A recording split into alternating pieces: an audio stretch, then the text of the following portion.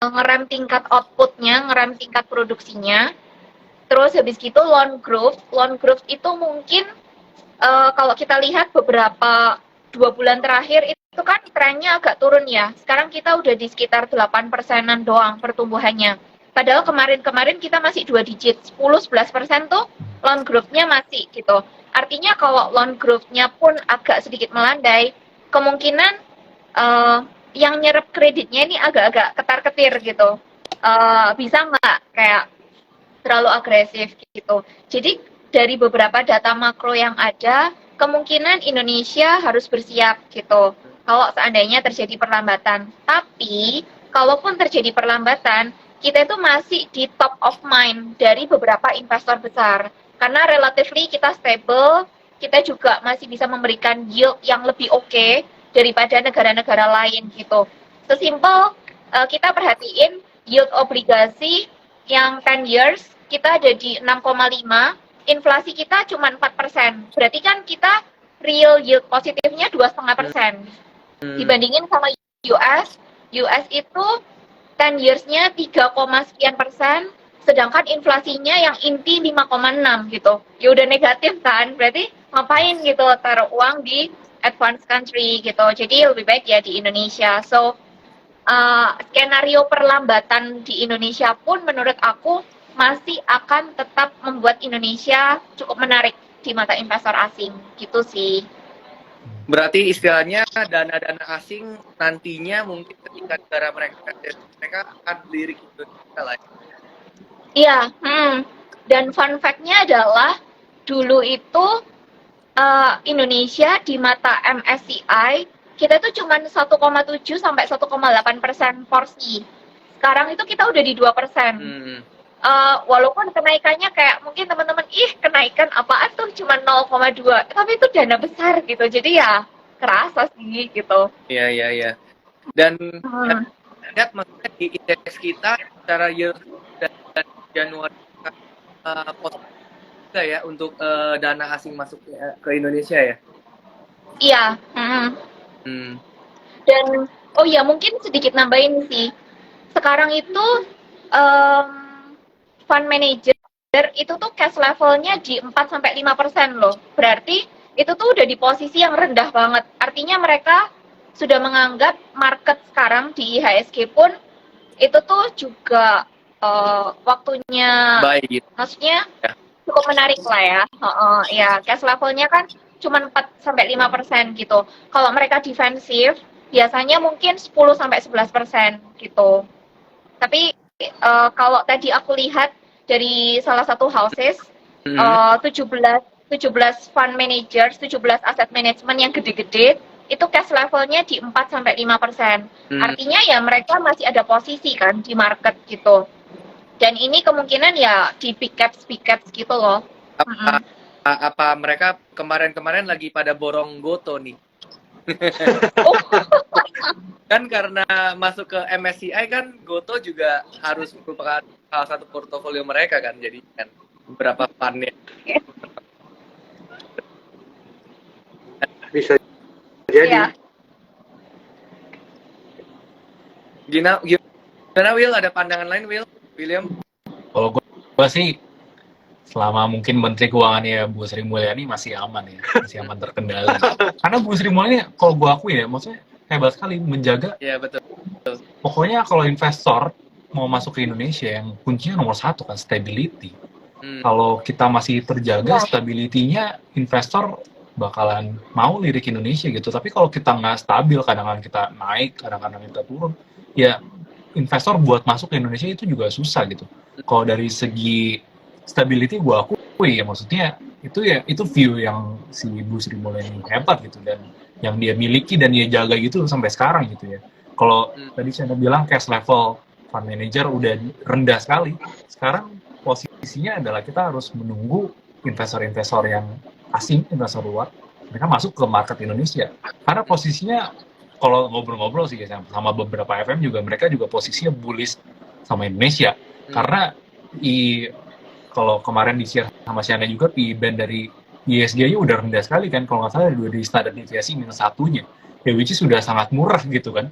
udah murah gitu. Jadi tinggal dengan posisi cash yang tadi bilang sama China 4-5%, artinya kita membutuhkan doping asupan dari luar gitu, fun luar yang mulai melirik Indonesia, which is menurut gue tinggal tunggu waktu aja, karena kita posisinya stabil sekali gitu, kondisi dari karena tahun kita positif terus ya kan, setelah itu trade balance kita juga luar biasa, masih kejaga terus sampai sekarang ya kan, dan apalagi cadangan devisa kita juga pasti lama-kelamaan bakalan meningkat terus gitu, dan dengan postur seperti sekarang dengan harga minyak yang mungkin di sekitaran 65 sampai 70 ya.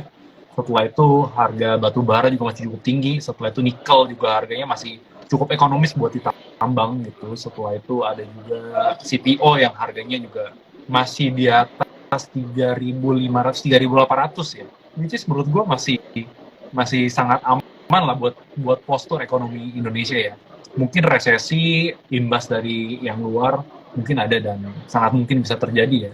Cuma mungkin pertanyaannya, kita masih kuat nggak kalau menahan segala sentimen-sentimen negatif dengan guncangan-guncangan yang mungkin juga terjadi dari luar gitu. Nah menurut gua sangat bisa buat kita kelola gitu. Nah gua terakhir sempat lihat di YouTube nonton ceritanya Bu Sri Mulyani gitu. Jadi dia cerita-cerita tentang Yusuf gitu. Jadi kalau kalian dengerin cerita Yusuf kan ada 7 tahun masa kelimpahan, setelah itu ada 7 tahun masa kesulitan kan gitu. Jadi ekonomi tuh dibilang naik dan turun gitu. Dan apa yang kita lakukan di masa kita lagi berlimpah, kita posisinya di Indonesia lagi berlimpah kan.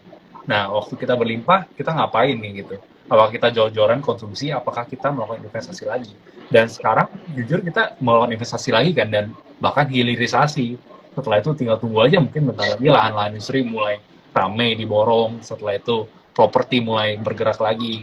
Dan kunci dari ekonomi kan basically adalah perputaran dan traffic yang seberapa besar intinya kan yang ada di Indonesia, yang ada di negara tersebut gitu kan. Dan kalau trafficnya terjaga, yang pasti yang nomor satunya menurut gue otomotif. Karena kalau kalian baca-baca juga, proksi dari pertumbuhan ekonomi Indonesia salah satunya adalah dari Astra Internasional. Jadi kalau lihat laba Astra Internasional luar biasa, artinya trafficnya luar biasa di Indonesia gitu. Dan walaupun Astra juga porsinya besar dari UMPR juga ya which is menurut gua Indonesia masih di dalam postur yang cukup aman lah buat menahan gejolak-gejolak yang ada di luar gitu. Itu sih kalau pandangan gua ya. Sama, oh ya, lanjut dulu kok nggak apa-apa. Nggak, silakan ya. Oh ya, sama mungkin mau izin tambahin sih. Tadi tuh menarik banget sih, pas Ko William bilang kayak hilirisasi or anything gitu. Dan ini tuh relate sama pertanyaan dari yang akun cari ide akun. Ya, lucu ya namanya. Oke. Jadi, apa yang menarik di Indonesia selain batu bara sama sawit, secara dua itu udah terancam.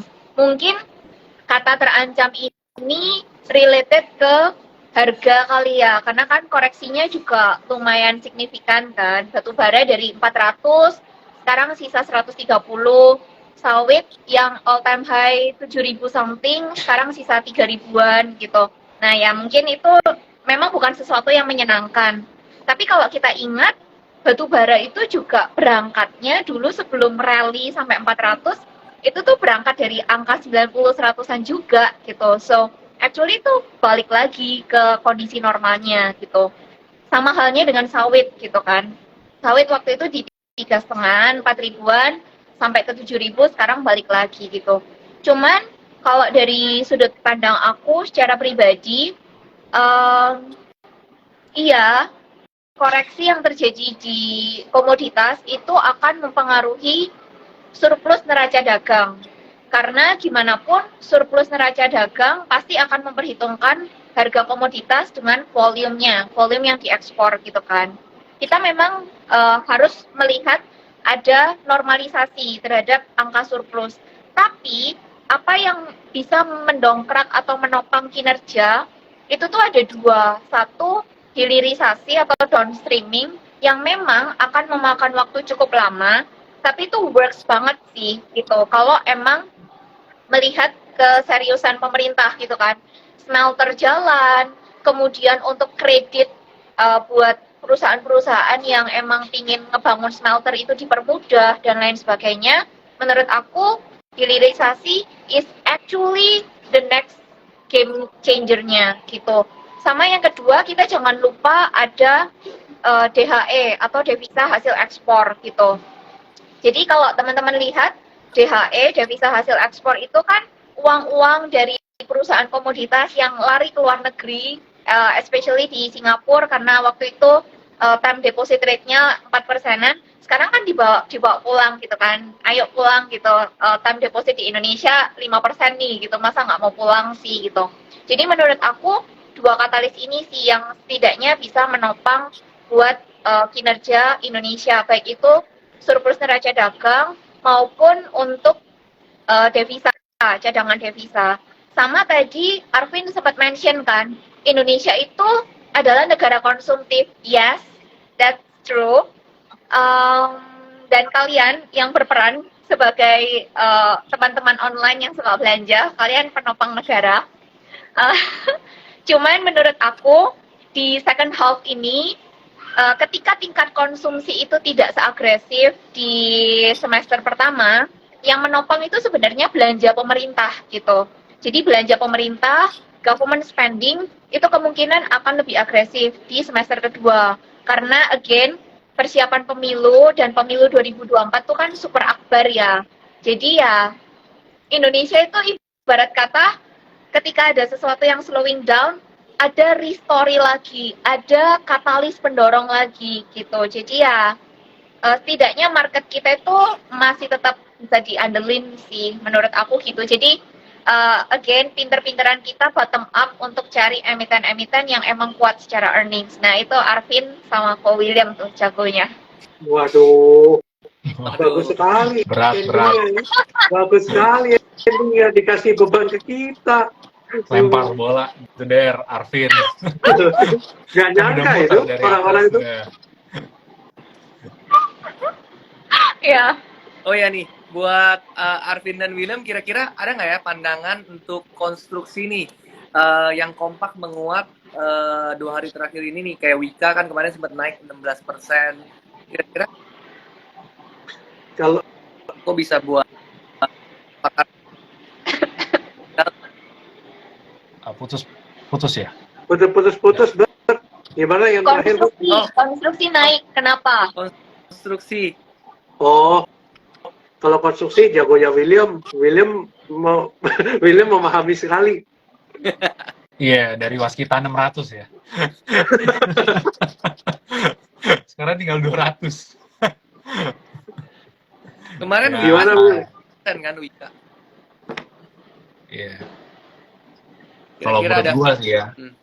ya Wika aja sih yang menarik sih, yang ada sentimen penanaman modal negara ya.